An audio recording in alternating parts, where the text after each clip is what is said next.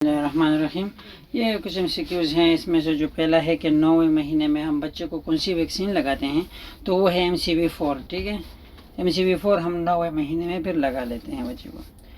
उसके बाद देखते हैं which of the following patient are risk for the cord prolapse. Cord prolapse के लिए कौन से जो पेशेंट है वो रिस्क पे है, या हम कह सकते हैं कि जो कौन से फीटस है जो रिस्क पे होते हैं कॉर्ड प्रोलैप्स के लिए।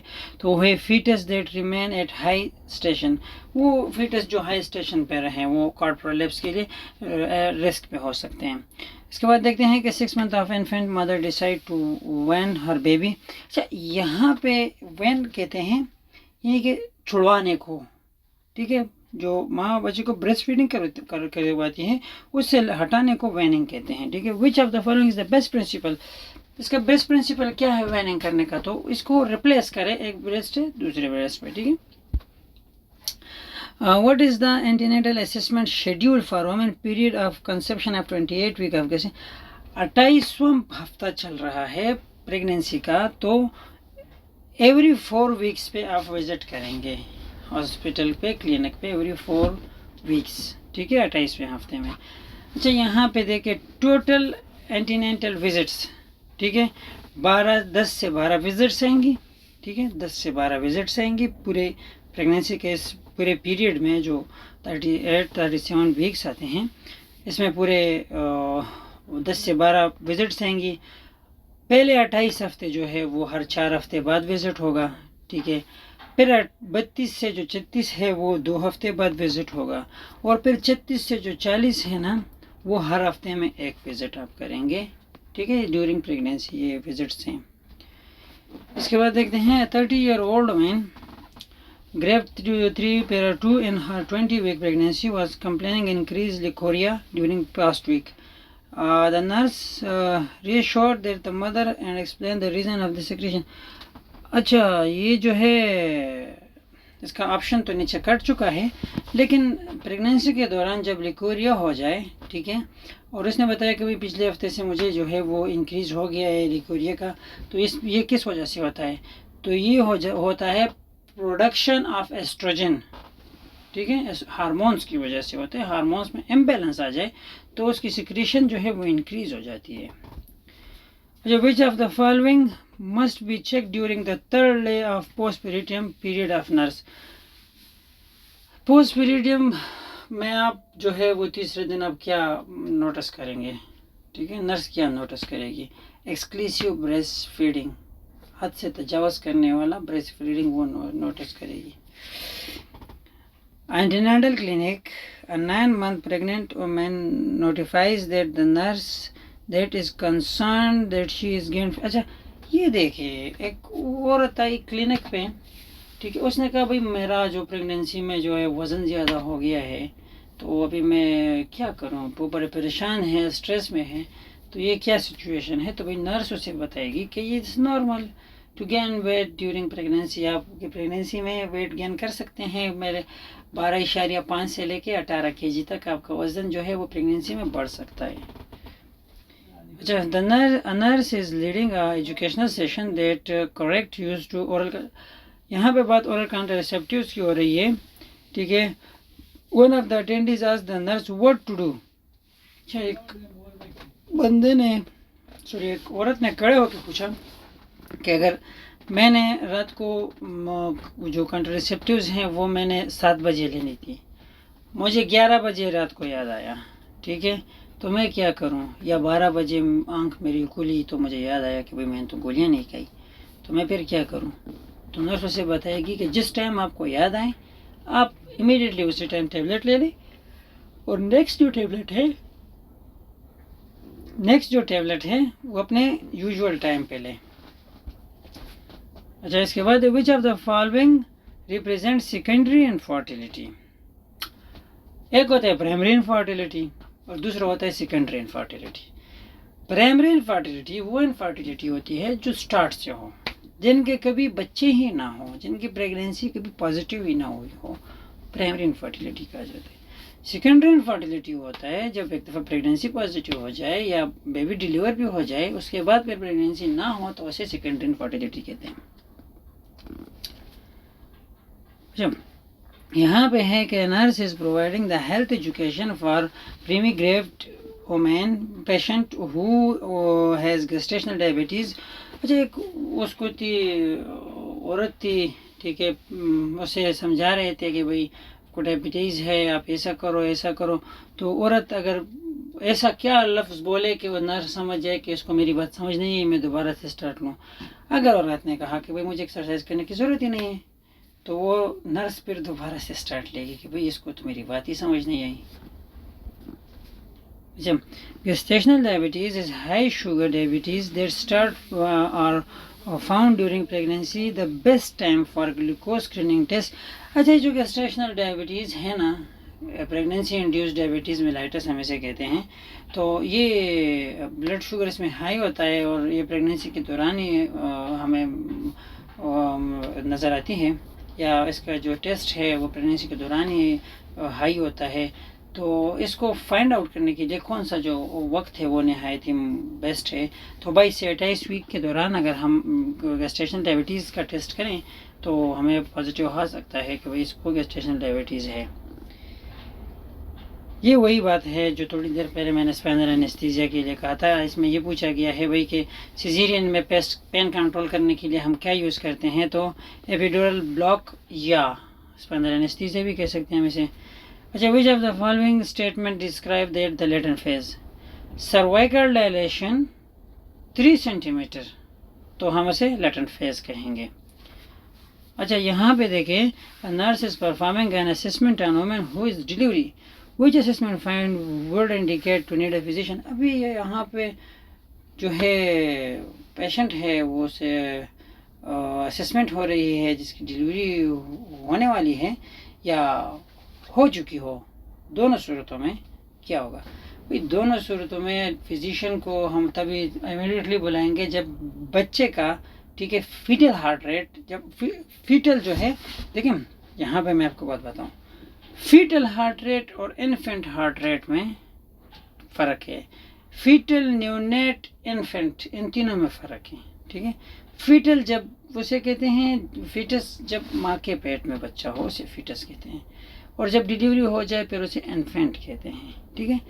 तो यहाँ पे अगर वो पूछा जा रहा है कि औरत की डिलीवरी हो रही है तो नर्स जो है वो कौन सा साइन देख के तो घबरा जाएगी।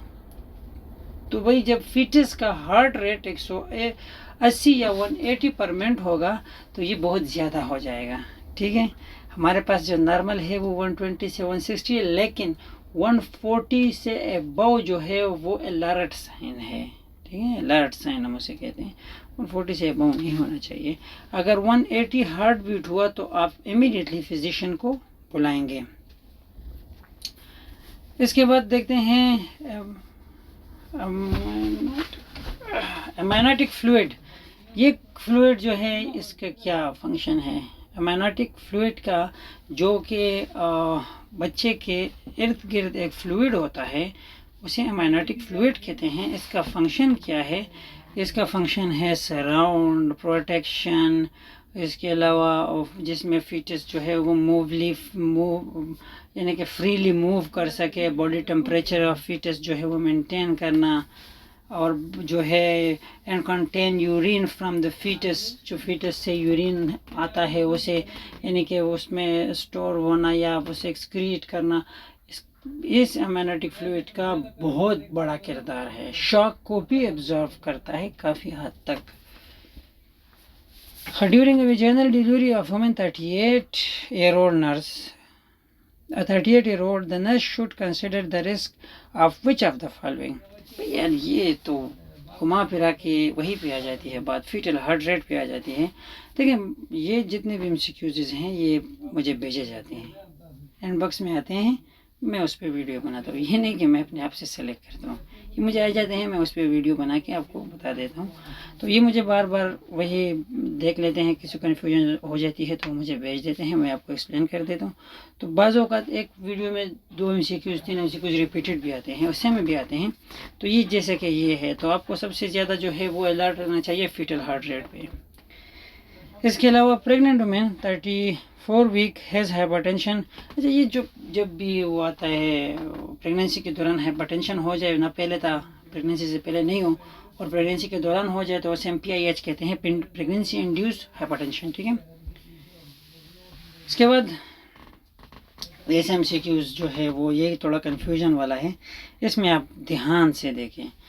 Pregnant client is making the first antepartum visit, ये पीछे छोड़ दें।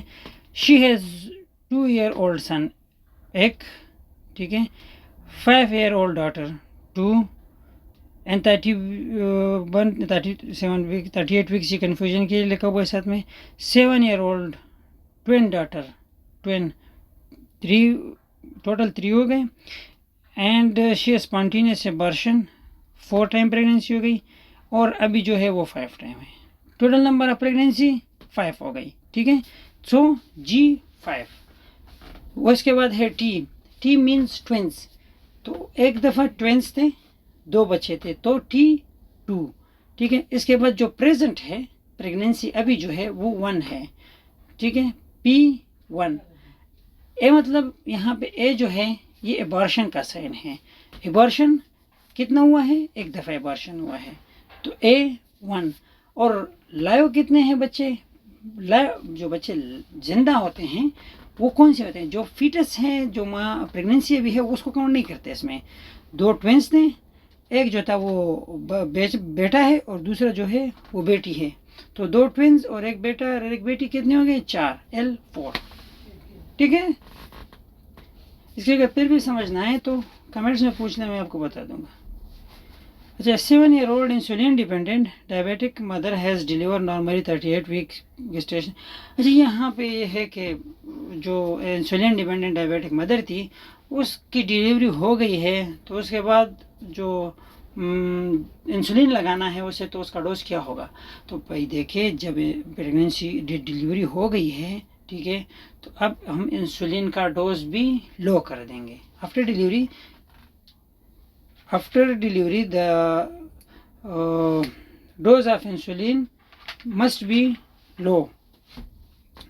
ठीक है, lower than the time of pregnancy के टाइम से के मुताबिक अभी लो होगा ये। अच्छा, 8 is the recommended weight gain during pregnancy. ये मैंने आपको बता दिया ऑलरेडी कि जो प्रेगनेंसी के दौरान जो वेट गेन होता है रिकमेंडेड वो क्या है, तो वो है भाई 12.5 से 18 kg। अच्छा, 25-year-old mother grav 2 para come to routine checkup antenatal clinic the assessed fetal heart rate.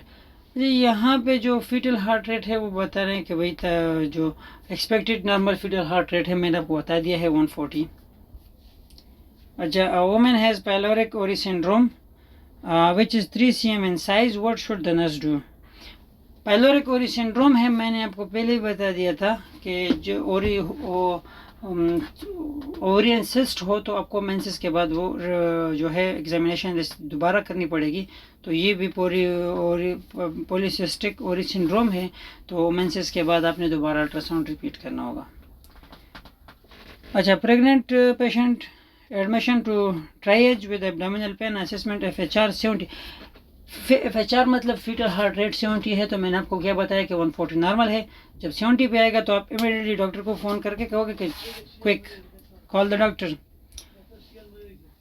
अच्छा, ये देखें अब न्यूबॉर्न। अच्छा, यहाँ पे जो हमारे पास DDH होता है, डेवलपमेंट डिस्प्लीजिया, डायग्नोसिस डेवलपमेंट डिस्प्लीजिया, और उसमें हम पेल्विक हार्नेस भी यूज़ करते हैं ट्रीटमेंट के तौर पे। तो इसकी वजह क्या है DDH की, तो एंट्रा यूट्राइन ब्रीच पोजीशन की वजह से हमारे पास DDH आ जाता है। ठीक है, एंट्रा यूट्राइन ब्रीच पोजीशन की वजह से। इसके बाद देखते हैं when is the ideal time of administer analgesia. ठीक है, टू वुमेन इन लेबर। अच्छा, भाई औरत है वो लेबर में है तो हम उसे एनाल्जेसिक जो है वो किस टाइम, जो आइडियल टाइम है वो क्या है, when the women progress from the latent to active phase. जब वो लेटेंट फेज से एक्टिव फेज की तरफ प्रोग्रेस करे तो उस टाइम पे आप उसे एनाल्जेसिक दे दें। Every how many minute to check the fetal pulse and the second stage of labour. कितने टाइम बाद आप जो है वो फीटल का पल्स जो है वो चेक करेंगे। ठीक है, तो फीटल का पल्स जो है वो हर 5 मिनट बाद ही चेक होगा ड्यूरिंग सेकंड स्टेज।